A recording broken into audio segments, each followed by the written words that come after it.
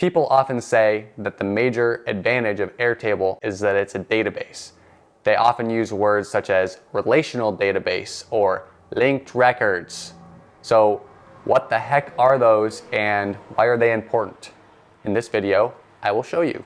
Data relationships allow you to be more organized by entering information once. For example, I have a database of Harry Potter characters.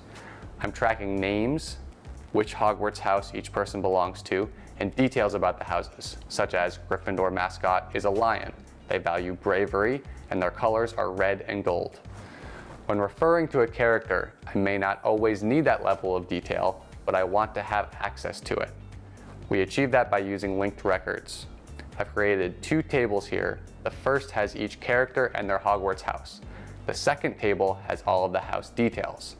Now we are going to link the tables by the house column. With the tables linked, I can easily look up any house info I want by character. With me so far? Now I'm going to show you a more real-world example of how powerful this is. Let's say we run the Tesla factory. All of the details of each car build are tracked in Airtable.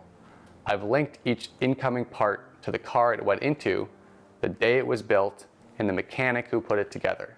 This is known as a chain of custody. One day, I find out that 10 car batteries failed.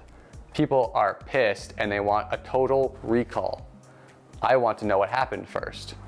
Luckily, I can use my database to see if the 10 cars were built on the same day, whether their batteries came from the same supplier, etc. I can do that because the linked records trace each battery through to the car. So there you go. Don't hesitate to drop any questions you have in the comment section and subscribe to my channel to learn more about Airtable.